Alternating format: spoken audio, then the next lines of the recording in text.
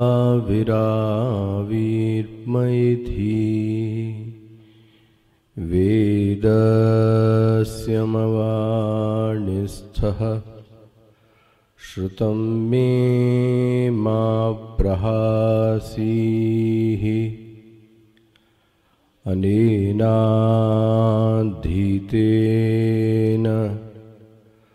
अहोरात्रान् सन्दधामि ऋतं वदिष्यामि सत्यं वदिष्यामि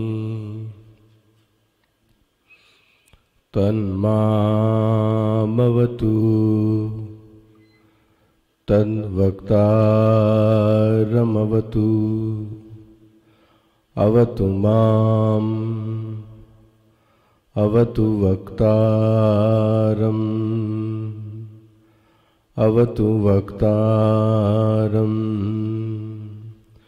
ॐ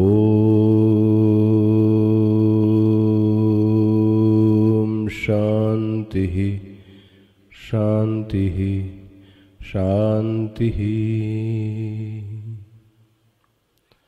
सदाशिवसमारम्भां शङ्कराचार्यमध्यमाम् अस्मदाचार्यपर्यन्तां वन्दे गुरुपरम्परां शङ्करं शङ्कराचार्यं केशवं वादरायणं सूत्रभाष्यकृतौ वन्दे भगवन्तौ पुनः पुनः भगवन्तौ पुनः पुनः भगवन्तौ पुनः पुनः।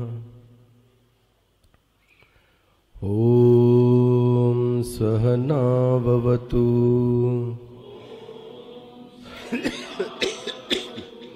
सहनौ भुनक्तु सह वीर्यं करवावहै तेजस्विनावधीतमस्तु मा विद्विषावहै।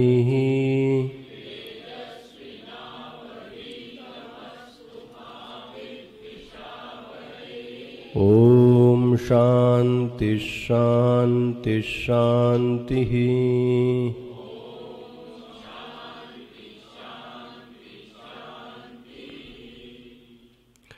स्वर्गे लोके न भयं किंचनास्ति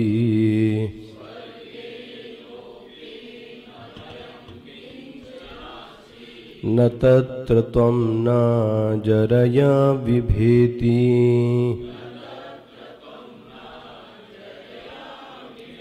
उभे तीर्त्वा वशनाय पिपासे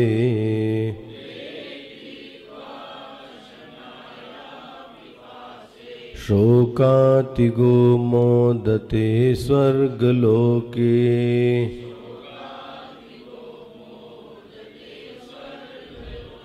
स्वतम् अग्निगं स्वर्गमध्येषि मृत्यो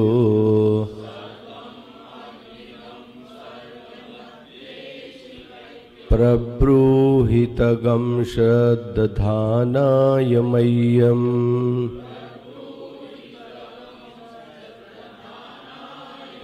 स्वर्गलोकावमृतत्वं भजन्त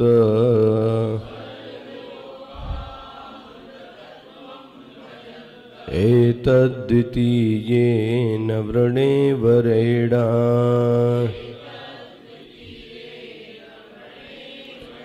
प्रते ब्रवीमि तदु मे निबोध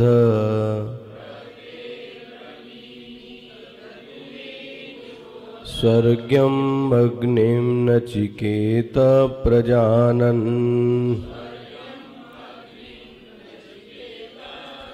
अनन्तलोकाप्तिमथो प्रतिष्ठाम्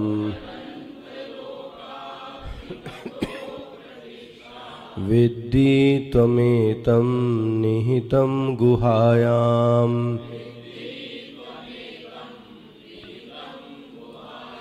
लोकादिमग्निं तमुवाच तस्मै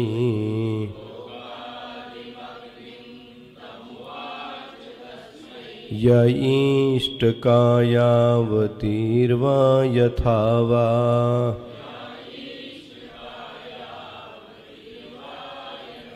स चापि तत्प्रत्यवदत् यथोक्तम्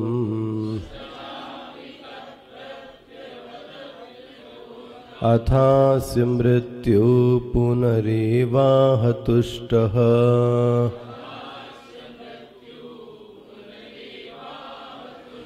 तमब्रवीत प्रीयमाणो महात्मा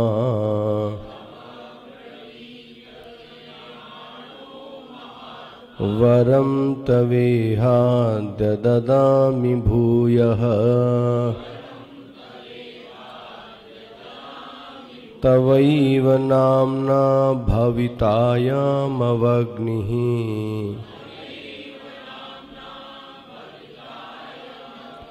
श्रृङ्कामचीमामनेकरूपां गृहाण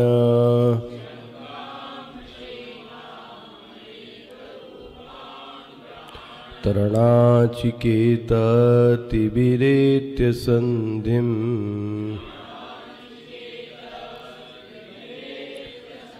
त्रिकर्म कृत्तरति जन्म मृत्यु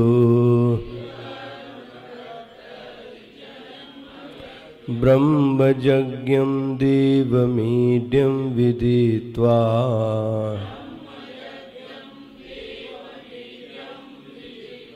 निचाये मागम शान्तिमत्यन्तमेति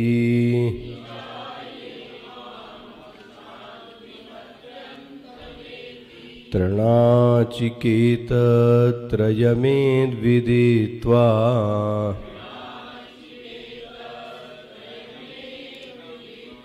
य एवं विद्वांश्चिनुते नाचिकेतम्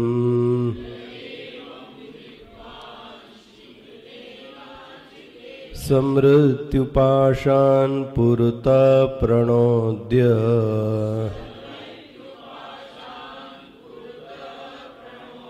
शोकातिगो मोदते स्वर्गलोके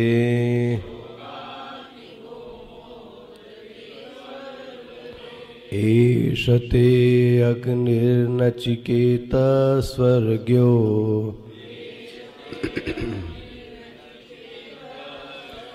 यमव्रणीथा द्वितीयेन वरेण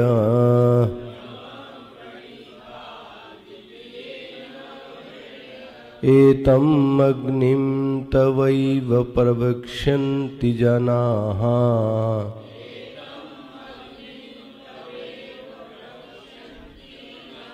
सतस्तृतीयं वरं नचिकेतो वृणीष्व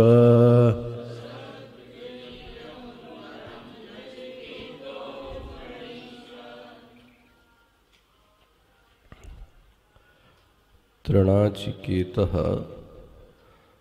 त्रयं यथोक्तं या इष्टका यावतीर्वा यथा वा इति एतद् विदित्वा अवगम्य यश्चैव आत्मस्वरूपेण विद्वांश्चिनुते निर्वर्तयति नचिकेतम् अग्निं क्रतुं सह मृत्युपाशान् अधर्मात् अज्ञानात् रागद्वेषादिलक्षणात् पुरतः अग्रतः पूर्वम् एव शरीरपातादित्यर्थः।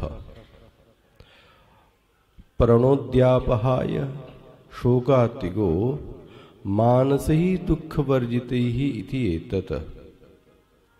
मोदते स्वर्गलोके वैराजे विराड आत्मस्वरूपेण प्रतिपत्या एष ते तुभ्यम् अग्निर्वरः हे नचिकेतः स्वर्ग्यो यमग्निं वरं व्रणीथाः प्रार्थितवानसि द्वितीयेन वरेण सह अग्निवरः दत्तः इत्युक्तोपसंहारः।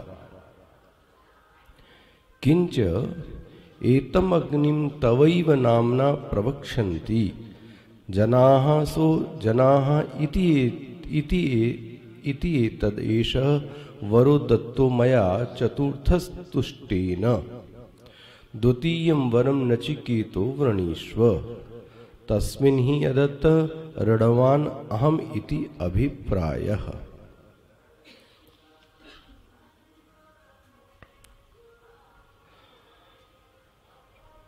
तृणाचिकेतः त्रयम् एतद् विदित्वा यह एवं विद्वान जो इस नाचिकेत अग्नि को जान लेता है, जो इस स्वर्ग विद्या को जान लेता है, विदित्वा सह विद्वान भवति, जानने वाला साधक विद्वान कहलाता है। और उस जानने के बाद उस यज्ञ का जो 3 बार अनुष्ठान कर देता है, तृणाचिकेतः त्रयम्, एक तो वह विद्वान बन गया क्योंकि उसने इस स्वर्ग विद्या अग्नि विद्या को जान लिया। सिर्फ जाना ही नहीं, उस नचिकेत विद्या का जीवन में अनुष्ठान भी किया। अनुष्ठान करने से उसको क्या फल प्राप्त हुआ? सह मृत्यु पाशान, वह मृत्यु के पाश से पुरतः, जब मृत्यु आवे वह पाश भेजे, उसके पहले ही उसने उस पाश को क्या किया? काट दिया। ये उसका जीवन में फल मिला और उसके जीवन में शोक संबंधी मन से संबंधित जितनी परेशानियां हो सकती थी वह सब की सब दूर हो गई। दूर ही नहीं हुई, उसका जीवन मोदते प्रसन्न हो गया। ये श्रुति का अर्थ मैंने आपके सामने रखा। तो कल इसकी संगति में आपसे कह रहा था कि 12वें मंत्र में नचिकेता का स्वर्ग के बारे में जो ज्ञान था, उस ज्ञान को यमराज के सम्मुख उसने रखा था। लेकिन क्या वो सही था? इस पुष्टि जो है ये 18वें मंत्र में होती है, क्योंकि यमराज भी यही कहते हैं कि शोकातिगो मोदते स्वर्ग लोके। तुम सही कह रहे हो, इस अग्नि विद्या को जान लेने से जीवन में शोक दूर हो जाता है और साधक प्रसन्न हो जाता है। इसका भाष्य देखिएगा। तृणाचिकेतः त्रयम्, तो इस नचिकेत अग्नि का त्रयम् 3 बार यथोक्तम, जैसा कहा गया शास्त्र, मनमानी नहीं, जो शास्त्र में कहा गया यथोक्तम उसका अनुष्ठान करता है। अनुष्ठान के लिए शब्द क्या आया है? कल कह रहा था मैं, चिनोति, चयन। क्या अनुष्ठान है? ईष्ट का, ईंटों का चयन। ईंट कैसी होनी चाहिए? यावतीर्वा वा, ईंटों के चयन में सावधानी, ऐसा समझ लें आप। ईंट, अब ईंट के चयन में क्या क्या सावधानी रखनी है? कितनी ईंट होनी चाहिए? कैसी ईंट होनी चाहिए? किस आकार में लगनी चाहिए? यह ईंटों के चयन के बारे में सावधानी होनी चाहिए। वेति एति विदित्वा अवगम्य। देखो जी, तो कल मैं इस बिंदु को उठा रहा था। इससे एक जो साधक को सीखने वाला पाठ है वो ये है कि कर्म के क्षेत्र में अत्यंत सावधानी रखनी चाहिए। एक बार ज्ञान की बात तो दूसरी है, वो तो करेंगे ही करेंगे, लेकिन जब कर्म के क्षेत्र में साधक उतरे तो उस कर्म को उसको अत्यंत सावधानी से करना चाहिए, वरना जिस प्राप्ति के लिए वो कर्म कर रहा था उल्टा ही फल उसको प्राप्त होता है। अच्छा, गुरुदेव कभी इसको दूसरा एग्जाम्पल देते थे कर्म के क्षेत्र में सावधानी के लिए।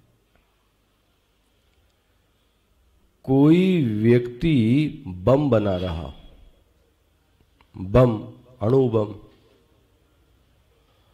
अब यदि उस अणु बम के बनाने में उसने जरा सी भी असावधानी कर दी तो वह जो बम बनाना था वो स्वयं का भी जीवन ले लेगा और अन्यों के भी जीवन को खतरे में डाल देगा।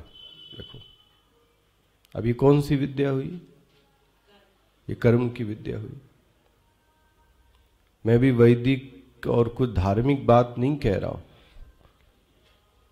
एक गाड़ी चलानी है, कार चलानी है, उस कार के चलाने में भी व्यक्ति के पास क्या होनी चाहिए? सावधानी। वरना जैसे आप बोलते हैं सावधानी हटी दुर्घटना घटी। ये जो कर्म का क्षेत्र है बहुत अत्यंत सावधानी से कार्य करना चाहिए, वरना जिस चीज के लिए हम कार्य कर रहे थे वो कार्य उल्टा ही हो गया। मान लो दूसरा उदाहरण देते हैं।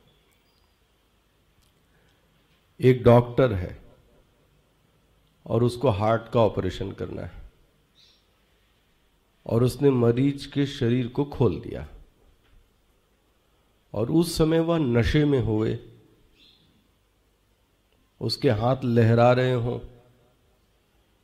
अब आप और कई होते हैं ऐसे डॉक्टर जो पीकर करते हैं, हाँ, उसके बिना उनको वही बोलते हैं, एक वही नहीं आता उनके मन में। मतलब क्या बोले आपको, मैंने बचपन में एक जाना, वो मेरे संस्कार चित्त में रह गया और इसलिए नफरत भी हो गई थोड़ी कर्मों से। एक हमारा परिवार एक कवि सम्मेलन आयोजित करता था मिलकर। उस कवि सम्मेलन में एक कवि थे, नाम नहीं लूंगा, महाराज वो सरस्वती की जो वंदना करते थे तो मुझे ऐसा साक्षात दिख जाए कि सरस्वती आ गई। क्या कंठ मधुर था, मतलब इतना मधुर कंठ में देख नहीं सकता किसी का। सिंपल माइक लेके और महाराज ऐसी वंदना करना सरस्वती की कि एकदम आंख से आंसू आ जाए और झूम जाए व्यक्ति। मैं उनको बहुत मानता था उस कवि को, लेकिन बाद में हमारे ही परिवार और आयोजकों ने बताया कि वो बड़े होने पर थोड़ा पता लगा कि उनकी एक शर्त थी, जो आपको भी पता हो, कवियों को बड़ा मोटा रकम देनी पड़ती है तब ये स्टेज पे आते हैं 15-20 मिनट के लिए। वो नशा करके ही स्टेज पर आते थे, ये शर्त है उनके। हालांकि ये भी थे, कौन आपके, गोपाल दास नीरज, लेकिन वो तो सरस्वती की कविता पढ़ रहे थे और नशे के बिना वो स्टेज पे नहीं आ सकते थे, उसके लिए वो चाहिए जरूर। अब आप क्या बोलोगे? एक तरफ सरस्वती की कविता, एक तरफ मुख में अशुद्धि। तो अगर चिकित्सक नशे की हालत में होवे तो आप सोचो फिर वो क्या करेगा। कर्म के क्षेत्र में अत्यंत सावधानी की आवश्यकता है। अब कर्म के दोनों क्षेत्र हो सकते हैं, एक वैदिक क्षेत्र भी हो सकता है, हाँ, एक लौकिक है। तो लौकिक तो मैंने आपके सामने रखा ही रखा कि गाड़ी चलाना, घर बनाना, किसी भी कार्य को करने में बड़ी सावधानी की आवश्यकता है। बहुत छोटी बात है, ये तो सीखने के बाद में कल मैं मिश्रा जी को डांट रहा था। वो भी अब सबको पता लगेगा इसमें है। आपने देखा होगा मॉर्निंग क्लास में 3 पोस्ट आ गई एक चीज की। अब मैं बहुत ध्यान देता हूं, तो मैं सिखा रहा था धैर्य क्यों नहीं है। जो दिखा आपने क्या कर दिया, अब वो वायरल हुआ सब दूर। तो मैं ये कह रहा था कि फिर जो तीसरा वाला पर्सन होगा वो आपके डाला गई पोस्ट को सीरियस नहीं लेगा, क्योंकि ये व्यक्ति 3-4 बार वही काम करता है। ठीक है, क्या सीख मिली कि किसी भी चीज को डालने में धैर्य रखने की बड़ी आवश्यकता है, क्योंकि एक क्लिक और वो दूसरे तक। ये देखो, ये क्षेत्र है वैदिक क्षेत्र, सावधानी, अत्यंत सावधानी। अच्छा, वैदिक क्षेत्र में तो ओहो हो क्या सावधानी की आवश्यकता है। अब लोग ये जरूर कहते हैं कि हमने इतना किया और हमको उसका फल। एक बात तो पक्की है, शास्त्र झूठ नहीं कह सकता, मिथ्या वचन शास्त्र कभी कहता नहीं।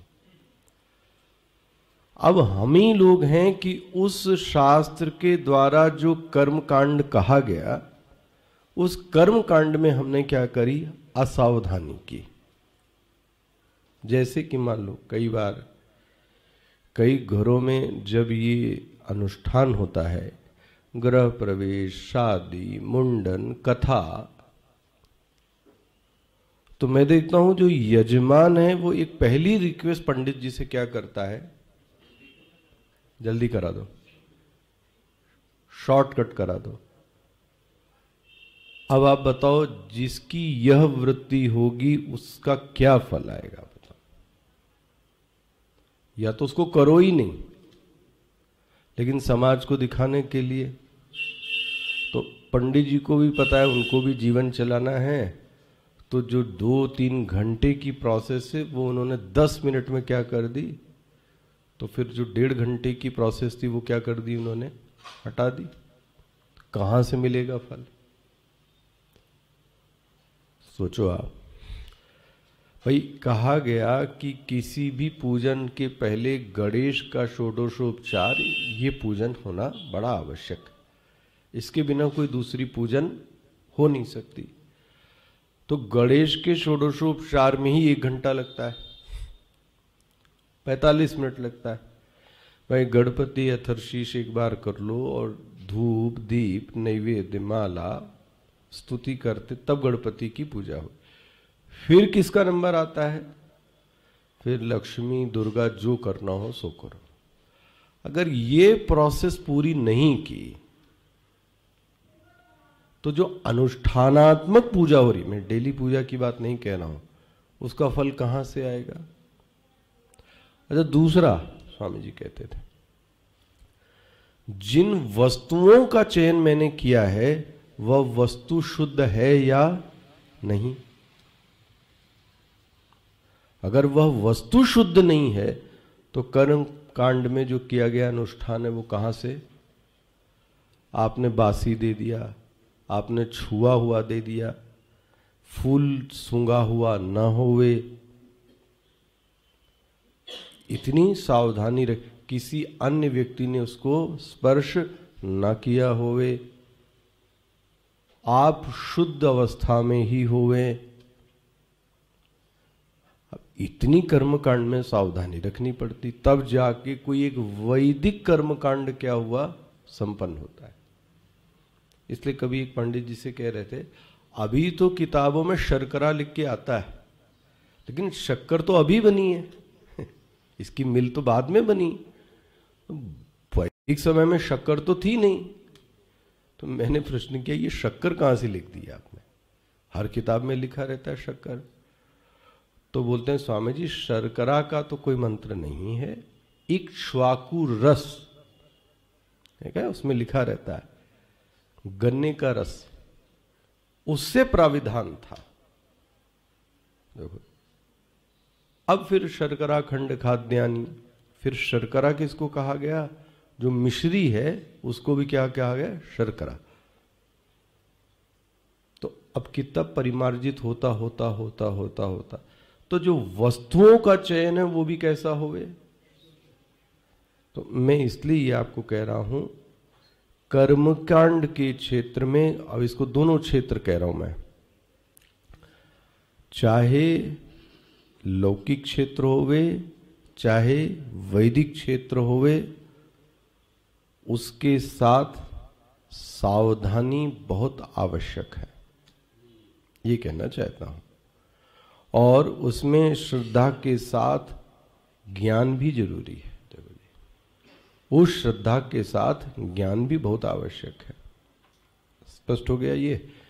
तो त्रिडाचिकेतस्त्रयम् यथोक्तम, या इष्ट का यावतीर्वा, यावत मतलब कितना, कितनी ईंटें, यथा वा कैसी होनी चाहिए, इति एतद् विदित्वा अवगम्य यश्चैव आत्मस्वरूपेण अग्निम विद्वांस चुनुते। देखो ये, देखो अब ये शब्द ने सब परिभाषा बदल दी यज्ञ की। किसकी? आत्मरूपेण अग्निम। अगर मतलब प्रमाद होवे और जल्दबाजी होवे तो इस लाइन का अर्थ क्या करोगे? आत्मरूपेण अग्निम विद्वान शुनते। आत्मरूपेण क्या करोगे? इसका अर्थ यहां पर यज्ञ के रूप में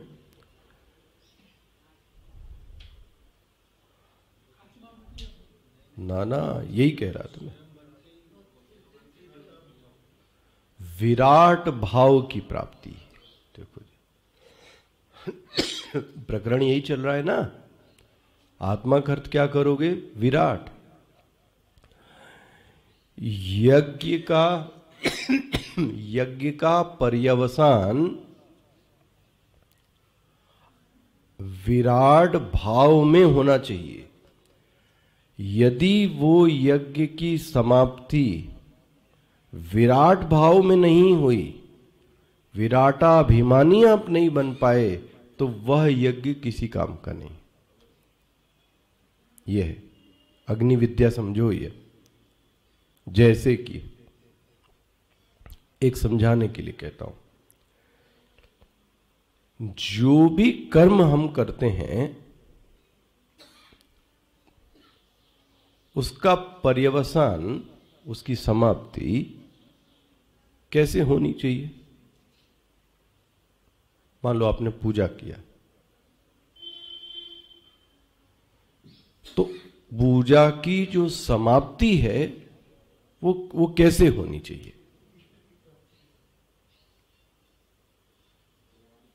हाँ, क्या चीज?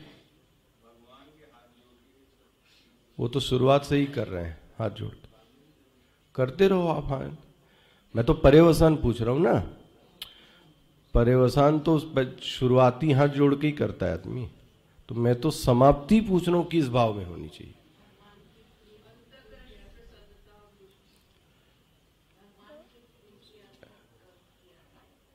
उसका पर्यवसान एक भाव में होना चाहिए।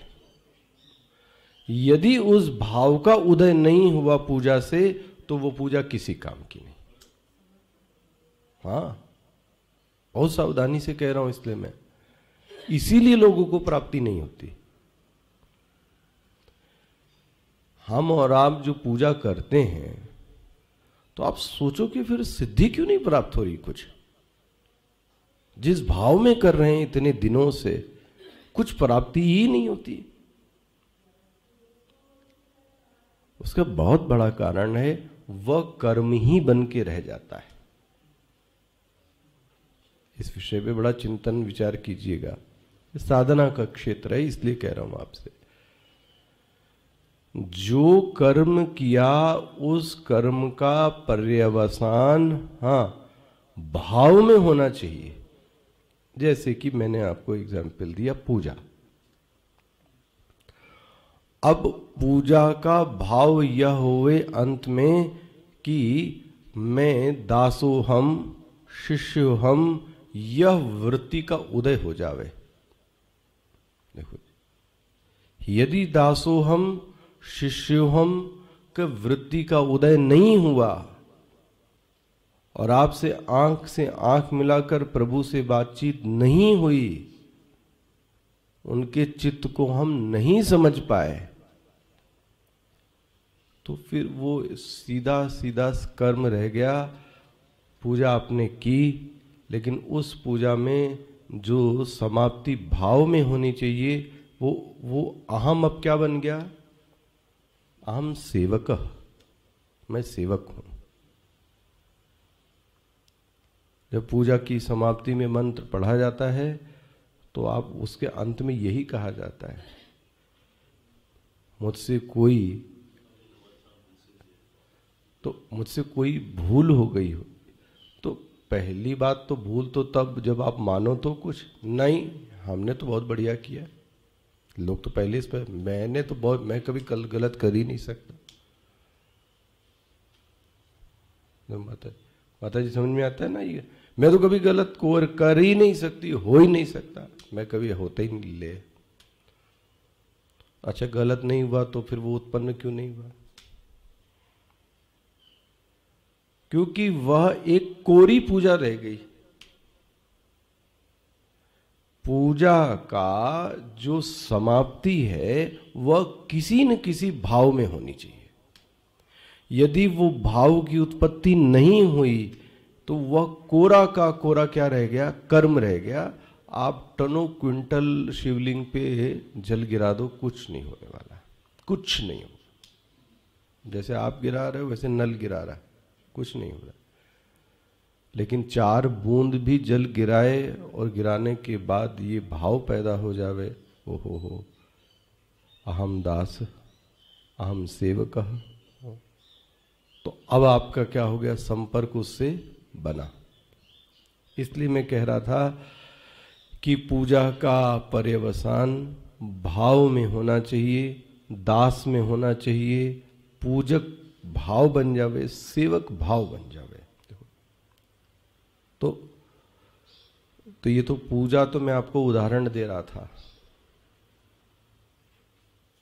जो कहना चाहता हूं वो दूसरी चीज है। इस यज्ञ का पर्यवसान, किस यज्ञ का? नचिकेत अग्नि का। इस यज्ञ का पर्यवसान, इस यज्ञ की समाप्ति विराटाभिमानी में होनी चाहिए। यदि विराटाभिमानी हम नहीं बने, विराट का भाव हमारे में नहीं आया, तो नचिकेत अग्नि का कोई फल नहीं होगा। बनता है? ये हुआ आत्मरूपेण। अच्छा भाई, अब बोले कि इस विराटाभिमानी को कैसे उत्पन्न करें, इस भाव को? क्या जवाब दोगे? इस विराटाभिमानी के भाव को कैसे उत्पन्न करें, तो क्या जवाब दोगे?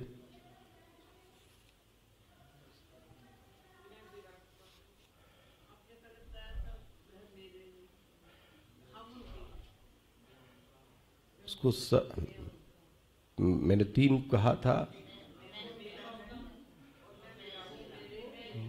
मैं पहले तो मैं उसका हूं, मैं उसका हूं, फिर थोड़ा सा अब आप में पॉजिटिवनेस आ गया, वह मेरा है, वह मेरा है। तीसरा वह मैं हूं। इसको और सरल भाषा में कहते हैं, अध्यात्म की भाषा में, विराटाभिमानी बनने के लिए अहम को या अपने व्यक्तित्व को विसर्जित करने की आवश्यकता है। जिस साधक ने अपने अहम को गला दिया, अहम मतलब पर्सनैलिटी, पर्सनैलिटी मतलब व्यक्तित्व, हाँ, व्यक्तित्व को गला दिया। व्यक्तित्व मतलब और क्या बोलेंगे आप? इंडिविजुअलिटी, वैयक्तिकता बन गया। अब मैं नहीं रहना चाहिए। वाह, जब मैं था तब हरि नहीं, अब हरि है, मैं नहीं। दो एक ही रह सकते हैं।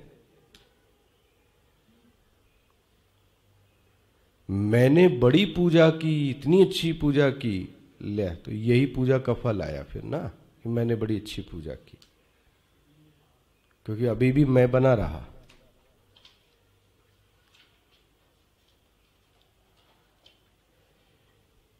ऐसा अगर हो जावे, ऐसा होए तो अच्छा है। मैंने किसी संत को सुना कि पूजा करते, वह जो कर्म करते करते आपके अश्रुपात होने लगे, निर्नैमित्तिक, सावधानी से, दुख के कारण नहीं मारा, ये चरमावस्था है, किसी दुख के कारण नहीं। ना ना ना ना ना ना,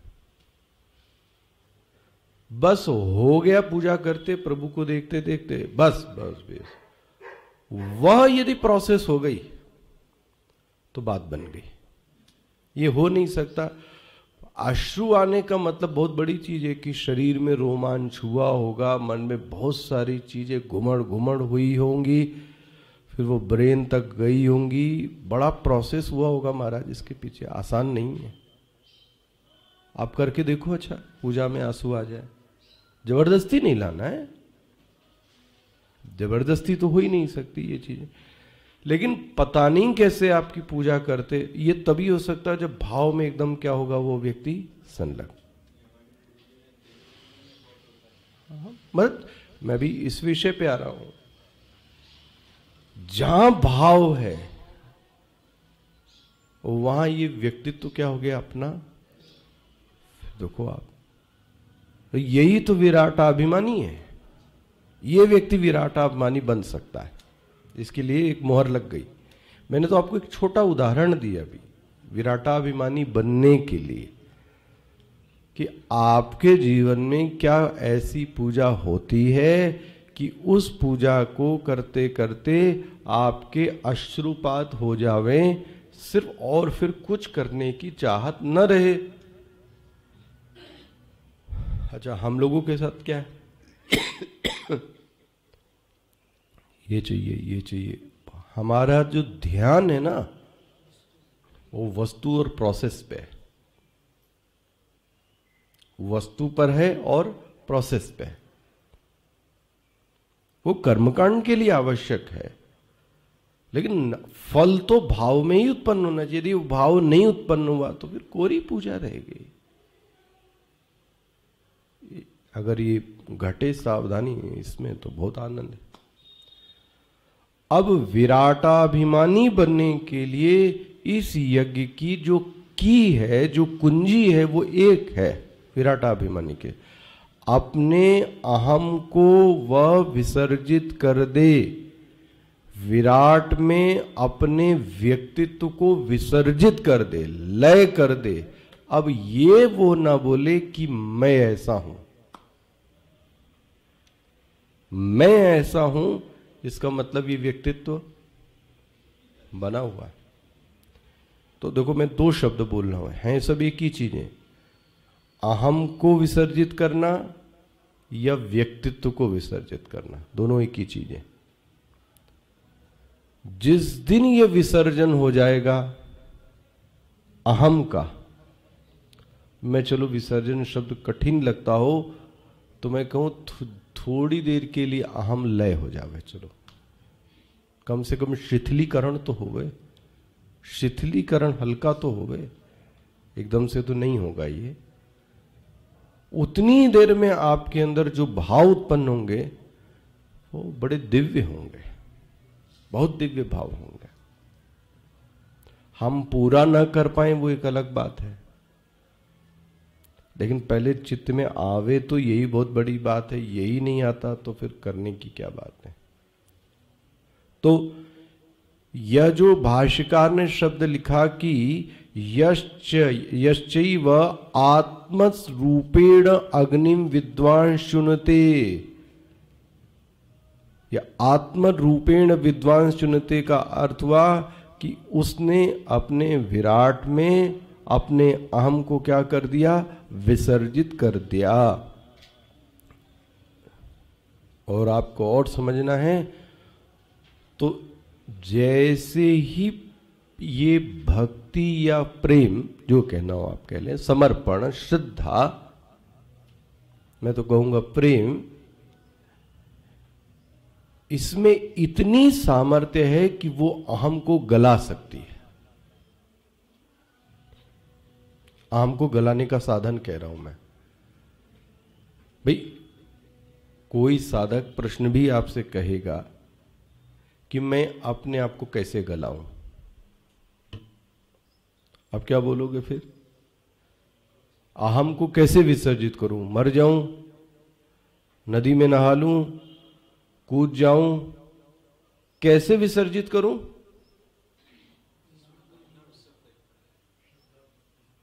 तो यदि प्रेम की वृत्ति है, श्रद्धा की, तो इसलिए मैंने एक पंक्ति बोली, प्रेम में अहम को गलाने की सामर्थ्य है। बहुत बड़ी चीज कह रहा हूं, इसको बहुत सावधानी से लीजिएगा कि इसका रूप बहुत बड़ा है। बहुत सारे सब संत यही तो है भाई। कबीर से लेकर, उसको भी प्रेम है भगवान से, रहीम, मीरा, रसखान, तुलसी, जितने, इनका कोई अहंग तो रही नहीं गया ना। हम लोगों में अहम बहुत कूट कूट के भरा है। मतलब दिखता है लेकिन वो एक्चुअली में होता नहीं है। हाँ तो अरे, इसलिए अहम में, प्रेम में अहम को गलाने की सामर्थ्य है। अच्छा, और सुन लीजिए आप क्या क्या कर सकता है।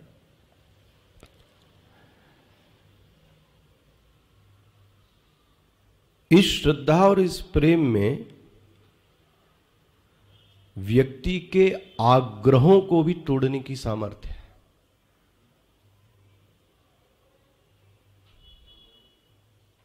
आग्रह मतलब, आग्रह मतलब क्या कहेंगे आप? क्या कहेंगे इंग्लिश में आग्रह? हाँ, मतलब मैं भी यही कहना चाहता, प्री कंसीव्ड। हम कुछ चीजों को पहले से ही क्या कर चुके हैं, हम तो नहीं आएंगे। बोलूं, बुरा नहीं लगना चाहिए किसी चीज को। मैंने कहा कक्षा होगी, आपने तुरंत क्या जवाब दिया? नहीं आएंगे। ये क्या है? This is the pre conceived. मतलब उस विचार को पहले थोड़ा सिस्टम में क्या करें, गलाएं। तो ये अभी सिस्टम में कहा गया और आपने तुरंत ही क्या किया, रिएक्ट किया। जैसे किसी ने आपसे कुछ मांगा, नहीं दूंगा, एकदम से क्यों कह रही है? इसका मतलब नहीं देने का जो मोशन है वो आपके अंदर पहले से क्यों आया? वो व्यवहार बहुत शार्प ऑब्जर्वेशन, बड़ी छोटी छोटी चीजों को लेके ही तो बनता है। एकदम से ये क्यों आया? अभी ये तो कक्षा दूसरी चली जाएगी। मैंने इस विषय पे गुरुजी ने खूब मुझे ही बहुत समझाया है, कई बार मुझे एक एक दो दो घंटे इस बात पे, फिर कहीं प्रवचन में भी बोला, रिस्पॉन्स अलग है, रिएक्शन अलग है। इन दोनों में अंतर करना सीखो। रिस्पॉन्स में फिर धैर्य है और फिर समय आने पर मैं तुमको बताऊंगा, ये क्या है? रिस्पॉन्स है। रिएक्शन में क्या है? No time. क्यों रिएक्ट किया आपने ऐसे तुरंत? किसी चीज को न कहने में भी पहले क्या कर लें हम, नहीं हो सकता हो किसी को, if any emergency work he should go, लेकिन तुरंत का तुरंत, क्योंकि हमारे सिस्टम में सब चीजें पहले से क्या है, फीड है, और हमने बीच में किया, उसने रिजेक्ट कर दिया। This is called pre conceived motion. मान लो एक व्यक्ति है जिससे आपको मदद चाहिए डॉक्टर, आपने डॉक्टर को फोन किया कि मुझे अभी अभी, वो बोलते no this is not my breakfast time, this is my lunch time, don't call me. होता भी हुआ है, उसने आपकी बात को सुना ही नहीं। क्यों? क्योंकि वो प्री कंसीव्ड है पहले से, उसने सब चीजें पहले से ही सिस्टम में क्या करके रखी, फीड करके रखी। It clear? और उसने, आपने बोला और उसने तुरंत क्या किया, यस थ्रो। ये नहीं होना चाहिए। एक ही शब्द पे बोल रहा हूं मैं, आग्रह। और जब ये आग्रह बहुत गंदा स्वरूप ले लेता है ना, इसके भी तो क्लास अलग हो जाएगी। जब ये गंदा स्वरूप ले लेता है तो इसी को बोलते दुराग्रह। शब्द पढ़ा है? अब आग्रह से बढ़कर ये हो गया, यही ही होना चाहिए जो मैंने कहा है। अब ये क्या बन गया, ले, यहां तो आग्रह को समाप्त करने की चर्चा हो रही है, व्यक्ति दुराग्रही बनता चला जा रहा है। पकड़ में आ रहा है? व्यवहार की छोटी छोटी चीजें। आप तो किसी अच्छे सेंट को पकड़ो, आपको जो समाज में भी इन चीजों को आप उनमें भरपूर पाओगे, भरपूर मात्रा में पाओगे। मैं तो जिनसे करता हूं, मैं तो उनको मूर्ति देखता हूं इन सब चीजों की। क्या रिस्पॉन्स है, क्या अहम ही नहीं। इतना बड़ा साधु, मैं फोन मान लो ना उठा रहा हूं, वो खुद 3-4 बार फोन, तो उसके, अच्छा प्रश्न मेरा है, उत्तर उसको देना है। खुद वो व्यक्ति, भाई यदि जिज्ञासु ने प्रश्न किया है तो कुछ तो होगा, कहीं वो परेशानी में तो नहीं है। रात की नींद ठीक हो गई, इसके पूर्व उसके प्रश्नों का उत्तर देना, कितना दिमाग चलता होगा उस व्यक्ति का व्यवहार को लेकर। हमने तो एक फुरफुरी छुरछुरी छोड़ दी, किसी को बोल दी, अब वो मरे कटे रात में क्या हुए, हमसे क्या मतलब। संवेदनशीलता नहीं है चित्त में, ये विराट भाव को क्या प्राप्त करेगा। तो मैं एक विषय पे सिर्फ कह रहा था अभी, प्रेम में अहम को गलाने की सामर्थ्य है। कैसे? यही प्रेम व्यक्ति के आग्रह को समाप्त करने में सक्षम है। अब आप देखो, आपसे भी कोई ना कोई प्रेम करता होगा, या आप भी किसी से प्रेम करते होंगे, सर्कल आपका जो होगा। जिससे हम प्रेम करते हैं, अगर उसने कुछ कहा और मेरे पास वो चीज नहीं है, फिर भी मैं वह चीज करने की कोशिश, ये क्या है? आपने अपने आग्रह को क्या कर दिया, ढीला कर दिया। किसके कारण? किसके कारण? प्रेम के।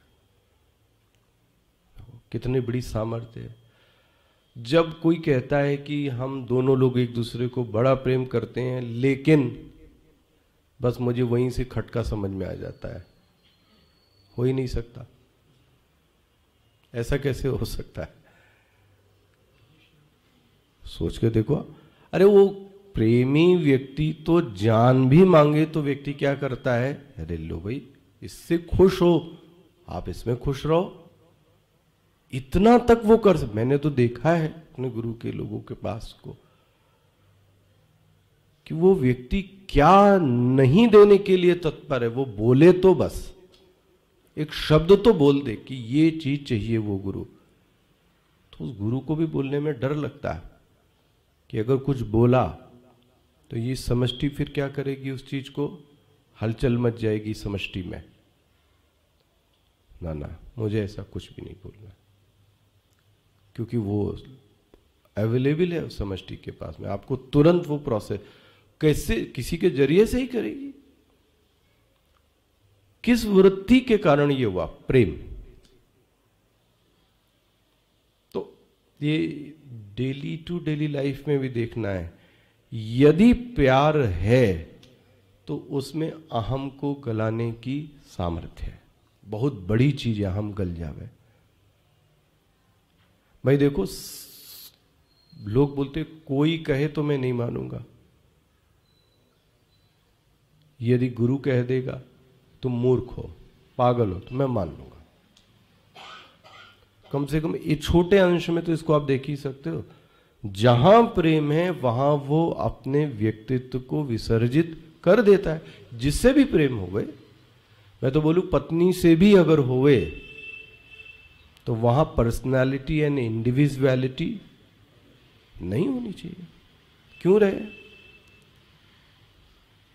उसके सुख में हम सुखी, यही तो प्रेम का नाम हुआ ना।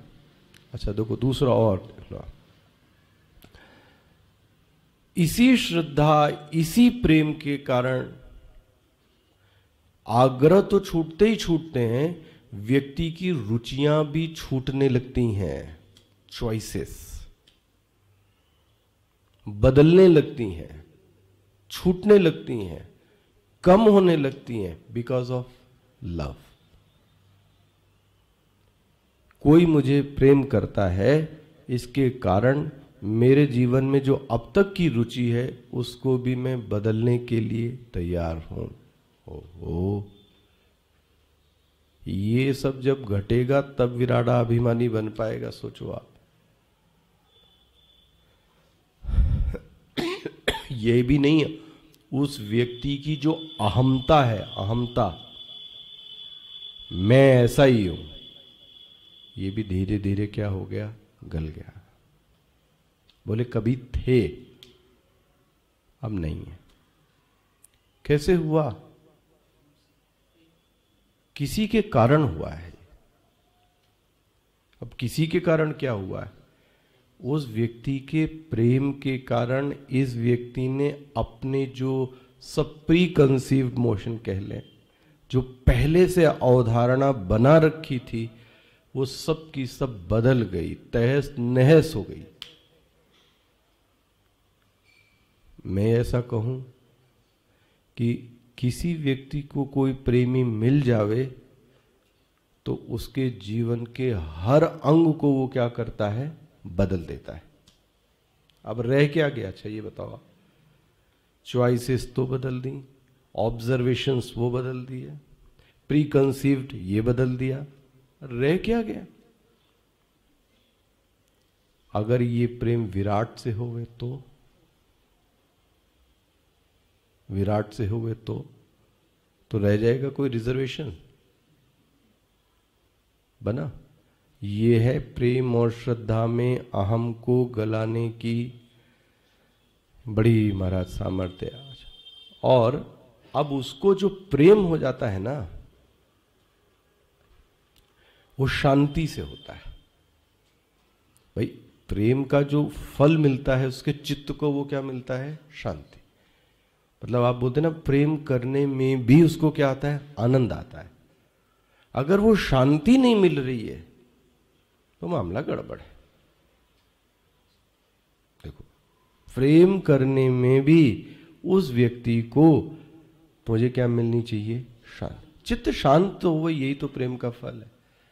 चित्त अशांत हो जावे प्रेम के कारण, सोच के देखो आप किसी से मिल के आए और मिलने के कारण फिर आपको क्या हो? वाह, आनंद आ गया, तो क्या मिली आपको? शांति। उसके मिलने के कारण और आग लग गई हो, तो ये भी रूपक है। अच्छा, इसको अब थोड़ा बड़ा करता हूं साधना के तौर पे।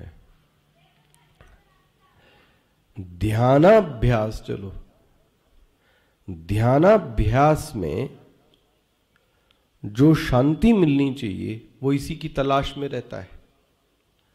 और ध्यानाभ्यास में शांति न मिलने का कारण अहमता का क्लिष्ट होना है। है ना। चित्त में उपद्रवों की स्थिति है, और उसको जो चित्त पसंद है वो कैसा है? निरुपद्रव। चित्त उसको कैसा पसंद है? निरुपद्रव। निरुपद्रव समझिए ना भैया, जब ध्यान में बैठे तो उपद्रव नहीं होना चाहिए। उपद्रव मतलब धाम धुड़ूम, ये वो फलाना ऐसा वो है। 10 मिनट बैठ के तो एक दिन मेरी चर्चा हो रही थी स्वामी जी से इसमें, तो वो महामंडलेश्वर जी से, तो उन्होंने बोला कि जब आंख बंद करके उपद्रव ज्यादा होता है बोले। मैंने कहा आप तो सही कह रहे हैं। तो बोलते इसलिए आंख खोल के ध्यान करना चाहिए, बट उतनी शक्ति होनी चाहिए बोले। तुम देख रहे थे औरत और उसी में कुछ कुछ करने लगे तो गड़बड़ हो गया मामला बोले। तो फिर बोले आंख खोलने के लिए भी फिर सामर्थ्य होनी चाहिए।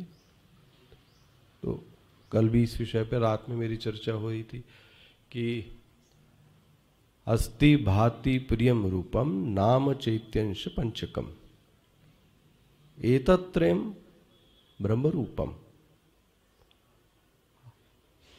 और बाद वाले जगत रूपम। तो मेरा ऐसा प्रश्न था कि आप मुंबई में बैठे हैं और आप चट्टान को देख रहे हैं, तो आप क्या देख रहे हैं? आपको क्या दिख रहा है? यही तो ब्राह्मी दृष्टि हुई ना। तो मैंने कहा इसको दृश्यों को बदल देते हैं। समुद्र है, स्त्री है, पुरुष है, कुर्सी है, जगत है। तो ये बोले ये सूत्र इसीलिए दिया गया है, इसको आंख बंद करके थोड़ी ना देखना है। वेदांत तो आंख खोल कर देखने की बात, बट ये सब चीजें हो जावे तो ना। इसलिए तो मैं कह रहा हूं चित्त कैसा चाहिए? निरुपद्रव। कभी आप ऐसा करो कि प्रवचन चला लो आप, और बड़ा आप शांत उठकर ब्रश कर रहे हैं और प्रवचन चल रहा है ये उस पे स्पीकर। कभी कभी क्या होगा कि वो पूरा प्रवचन हो गया और आपको कुछ समझ में ही नहीं आया। ठीक है, तो फिर हो क्या रहा था? कान तो था, बोले था। शब्द सुनाई दे रहे थे, बोले दे रहे थे। तो हो क्या रहा था फिर अंदर? देखा, वहां उपद्रव इज गोइंग ऑन। ये उपद्रवी चित्त की पहचान है। मैं आपको ये बता दूं, ये उपद्रवी चित्त की पहचान है। एक निरुपद्रव चित्त क्या है? जो जो कहा गया वो बातें आपके ब्रेन में प्रिंट होती गई, खट खट खट खट। वो बंद कर दो, अब आपके लिए ब्रेन में मसाला तैयार है। मनन करो उस पर, सोचो ये कैसा चित्त हुआ? निरुपद्रव। तो वो ध्यान में भी इसीलिए बैठता है, ध्यानाभ्यास के लिए, कि जो चित्त है वो कैसा मिले? निरुपद्रव। तो देखो इसको साधना से भी इसलिए जोड़ना, इसलिए मैं कह रहा हूं अहम जब गलेगा, अहम जब विसर्जित होवेगा, व्यक्तित्व जब गलेगा, व्यक्तित्व जब विसर्जित होगा, तभी उसका विराट से तादात्म्य संपन्न होगा। इसके बगैर विराट से तादात्म्य नहीं हो सकता, पक्की बात है। तो ये नचिकेत अग्नि ही रह गई, ये तो पड़ी रह गई, क्योंकि कुछ हुआ ही नहीं। एक आपको उदाहरण देता हूं। अच्छा,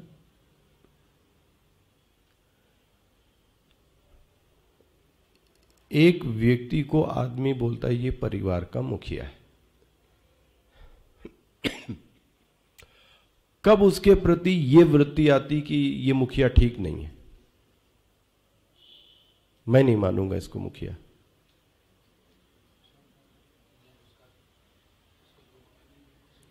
सोच के देखो, ये आपके घर का प्रश्न है सबके। अब देखना अपने अपने घर में घटित करना इसको।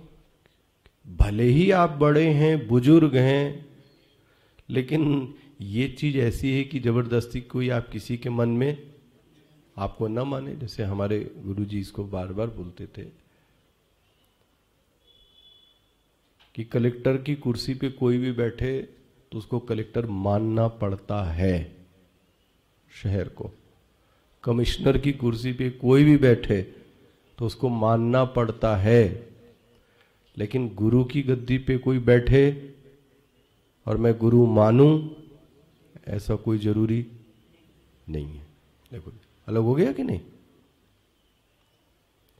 इसी तरीके से मैं इस व्यक्ति को परिवार का मुखिया मानूं, ऐसा बैठ जाओ। मैं आपको मुखिया नहीं मानता परिवार का। कारण क्या होगा? इसका पूरे परिवार से तादात्म्य नहीं है। बोले ये आपने कैसे कह दिया कि इसका परिवार से तादात्म्य नहीं है? किस बेसिस पे कहा आपने? बोले ये किसी का फेवर करता है, किसी का नहीं। ले उठाई ना दूसरे वाले ने उंगली। तो वो व्यक्ति आपको मुखिया मानने से इनकार कर देगा। तो आप ये देखो कि मैं एक छोटे परिवार से भी तादात्म्य, तो आप विराटाभिमानी की बात कर रहे हो। पकड़ में आ रहा है? साधना तो यहीं से चालू कर लो। क्या परिवार के लोग आपको मान रहे हैं? वो इसलिए नहीं क्योंकि आपके जो कर्म है और आपकी जो समझ है वो मुखिया बनने लायक नहीं है। पकड़ में आ रहा है ये? इसलिए भाष्यकार ने इसका सूत्र दे दिया, ज्ञान कर्म समुच्चयेन। यहां नहीं दिया, पिछले दिया, वैराजम भावम प्राप्नोति। मैंने अंडरलाइन कराया होगा। ये दो चीजें हैं। ज्ञान मतलब यहां ये ज्ञान नहीं, समझ और कर्म। इसके बल पे ही कोई व्यक्ति, समझ और कर्म के बल पर ही व्यक्ति विराट भाव को प्राप्त कर सकता है। देखो जी, किसके अनुसार? अब कर्म के अनुसार ज्ञान होवे, ज्ञान के अनुसार कर्म होवे, दोनों चीजें हैं। हो गया? बन गया? तब जाके इस समुच्चय के कारण ज्ञान और कर्म, आप पढ़िए जरा, आपकी फिर से आप लोग पढ़ो क्या लिखा है उसमें, किताब पढ़ लो, पूरा पढ़िए। हाँ, शुरुआत से पढ़ो। क्या है पहला शब्द? वैराजम पदम ज्ञान कर्म समुच्चय अनुष्ठानेन प्राप्नोति इत्यर्थः। देखो, ज्ञान कर्म समुच्चय, ज्ञान मतलब समझ होवे, समझ के अनुसार कर्म होवे। कर्म मतलब किसी से राग और किसी से द्वेष, किसी को ज्यादा देना, किसी को कम देना, किसी को फेवर करना, किसी को नीचा दिखाना। ये देखो बन गया। विजन कितना है आपका? ये मेरी दीवाल, ये इसकी दीवाल, ये समझ है, बस इतनी ही रह गई। तो कहां से बनेगा विराट ये व्यक्ति? पकड़ में आया? ज्ञान कर्म समुच्चय अनुष्ठानेन वैराजम व्रतम पदम प्राप्नोति। यह है, ये सूत्र है इसका। अच्छा, ये स्पष्ट हो गया भाई। दो पंक्तियां आगे बढ़ूं। आत्मरूपेण अग्निम विद्वान शुनते निर्वर्तयति नाचिकेतम अग्निम क्रतुम। क्रतुम मतलब यज्ञम। जो ऐसे इस यज्ञ का अनुष्ठान करता है, कैसे? नचिकेत अग्नि का। मिल गया? नचिकेत अग्नि का अनुष्ठान मतलब विराट भाव की प्राप्ति, विराटाभिमानी बनना, ये दिमाग में बैठ जाना चाहिए। वैराज पद की प्राप्ति, वैराज मतलब विराट भाव की प्राप्ति।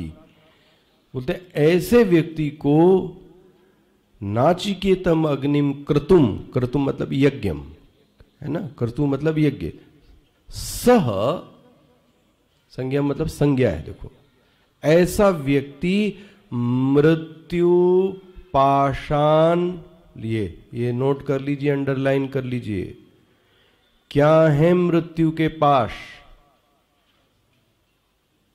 ये है मृत्यु, यही इसके पहले ये सब चीजें उपद्रव होते हैं। देखो क्या क्या है, अधर्मात, अधर्मान मिल गया, ना समझ में आए तो पूछो भाई। अज्ञान, अधर्म, अज्ञान, हाँ, राग द्वेष, भाष्यकार बोलते हैं कितने गिनाए? आदि। ये पाश है, बहुत सावधानी इस पे, इसको अंडरलाइन कीजिएगा, ये पाश है। अच्छा, पहला गिनाता हूं, जो पहला पाश है वो अधर्म है ना, इसी से सब कुछ चालू हो गया। किससे? ये अधर्म। ये अधर्म का अनुष्ठान कब करेगा व्यक्ति?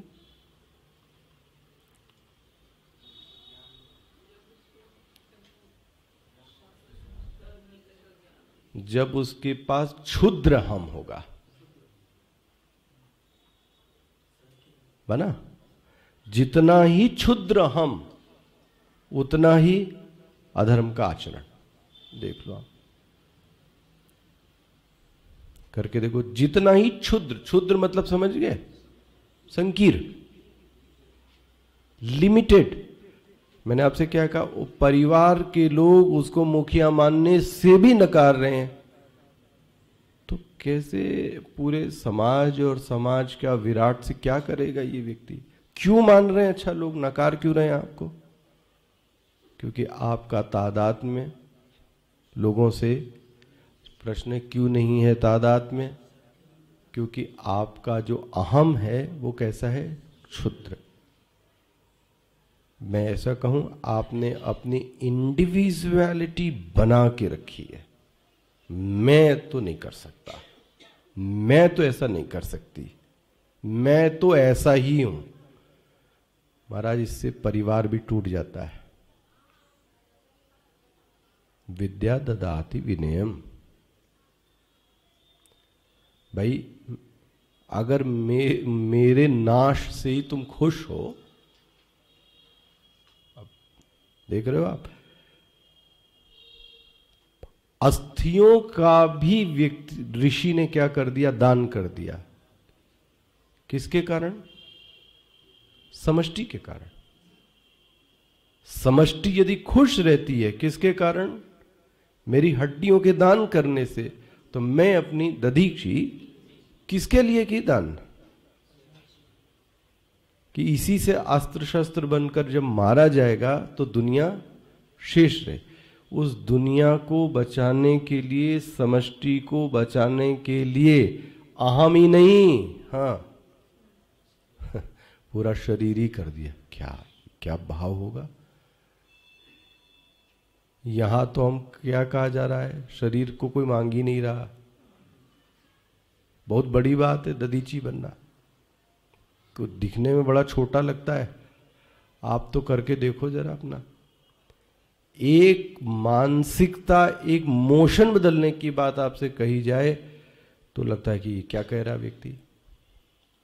वहां तो पूरा शरीर ही देने की बात की जा रही है। पकड़ में आ रहा है?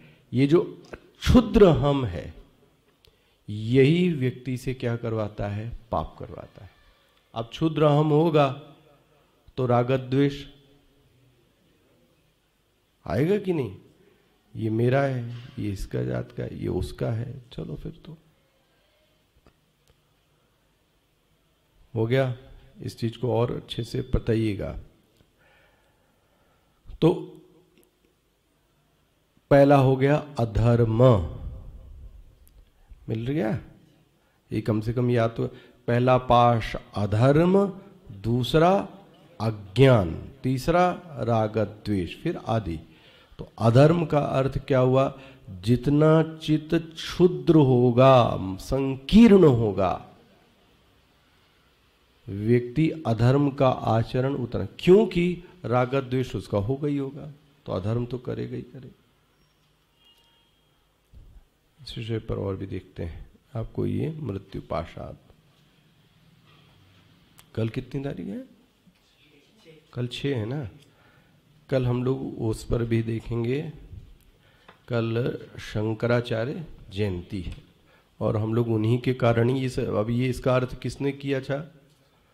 आप ये सोचो, ये जो श्रुति ने बोला कि अधर मृत्यु के पाश से छूट जाएगा, ये किसने बोला?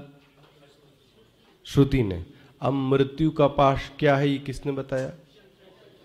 सोचो, ये जो हम लोग जो गहराई में प्रवेश कर पाते हैं उसका एक ही कारण है, एकमात्र कारण है भगवान भाष्यकार। वो ना होते तो ये मंत्र ऐसे ही पढ़े रहते, लोग बोलते समझ में, जितना पढ़ पा रहे हैं आप केनो उपनिषद, तो उसका एक ही क्रेडिट भगवान भाष्यकार। कल उनकी क्या है? तो नो डाउट हमको उनके प्रति कृतज्ञता व्यक्त ना करे तो ना शुक्रिया औलाद है। तो कल हम लोग, तो आप भी अपने घर से थोड़ा पुष्प लाइएगा, मेरे गार्डन का मत तोड़िएगा आप, पहले बता दे रहे। वो बेचारे अभी फूल तो हैं ही नहीं वैसे, और आप एक एक करोगे तो गार्डन ही पूरा क्या हो जाएगा। तो आप एक पुष्प जरूर लाइए। फोटो भाष्यकार की यहाँ होगी, प्रवचन करेंगे, उसके बाद जाते समय आप श्रद्धा से क्या कीजिए, अपना पुष्प जो भी आपको अर्पित करना है वो यहाँ पर अर्पित कीजिए। ठीक है।